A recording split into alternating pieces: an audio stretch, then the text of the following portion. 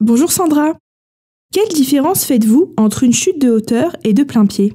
Un piéton est victime d'une chute de plein pied lorsqu'il tombe lors d'un déplacement, glissade en hiver à cause d'un sol verglacé, trébuchement, faux pas ou perte d'équilibre due à la présence de trous ou à un encombrement dans les zones de circulation. La chute de hauteur se distingue de la chute de plein pied par l'existence d'une dénivellation entre la position dans laquelle se trouve le salarié avant la chute et celle après la chute. Marche d'escalier, échafaudage, toit, précipice ou encore fosse de relevage. Et pourquoi souhaitez-vous sensibiliser sur le sujet des chutes? Tous les secteurs d'activité sont concernés par le risque de chute. Les derniers chiffres indiquent au niveau national pour les chutes 126 000 accidents du travail avec une durée moyenne d'arrêt de 73 jours. Ils concentrent environ 30% des accidents du travail, juste derrière les manutentions manuelles à 50%. Une centaine de décès sont recensés chaque année et des milliers de rentes en incapacité permanente sont attribuées. Il est donc essentiel d'engager une démarche de prévention pour réduire l'exposition des salariés au risque de chute. Au-delà de la sécurité des travailleurs, j'imagine que cela a aussi un impact sur l'organisation de l'entreprise et le bon maintien de son activité. Un accident du travail, quelle que soit son origine, sa durée et sa gravité, déstabilise le fonctionnement de l'entreprise. Il y a donc, au-delà de l'aspect humain, un véritable enjeu organisationnel et financier pour les entreprises. Cela représente 6 millions de journées perdues pour l'entreprise. À noter que pour l'assurance maladie, risque professionnel, le coût de la réparation est d'environ 1,1 milliard d'euros.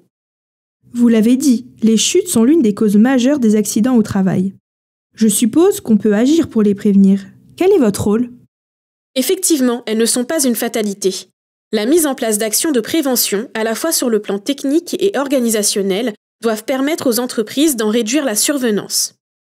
La CARSAT Bourgogne-Franche-Comté est engagée depuis de nombreuses années au travers de ses programmes de prévention dans la lutte contre les chutes. Vous travaillez au sein de la direction des risques professionnels. Vous avez donc l'habitude d'intervenir en entreprise pour les accompagner directement sur le terrain. Comment ces actions se concrétisent réellement? Pour pouvoir engager une politique de prévention pérenne des chutes, il faut tout d'abord que l'entreprise procède à l'évaluation des risques. Cette dernière se formalise dans le document unique d'évaluation des risques, au travers notamment d'un plan d'action.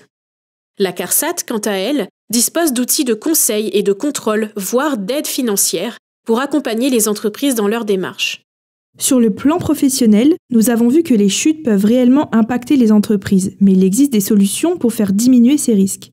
Toutefois, nous savons que les chutes peuvent aussi avoir lieu à domicile. Avez-vous des conseils pour accompagner ceux qui en ont besoin? Il est important d'identifier au domicile ce qui peut être à l'origine d'une chute. Accès en hauteur avec des moyens inappropriés, sol encombré par exemple. Ensuite, il faut s'interroger sur le niveau de risque en fonction des publics. Une personne âgée est moins agile qu'un adolescent. En cas de chute, les conséquences seront donc inévitablement plus graves.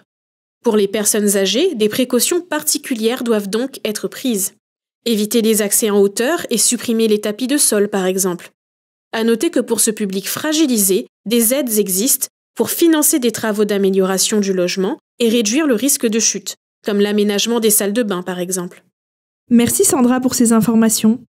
Avez-vous un dernier mot à dire à nos auditeurs? En cas de besoin, n'hésitez pas à vous faire accompagner par des professionnels, que ce soit dans le cadre privé ou celui de l'entreprise.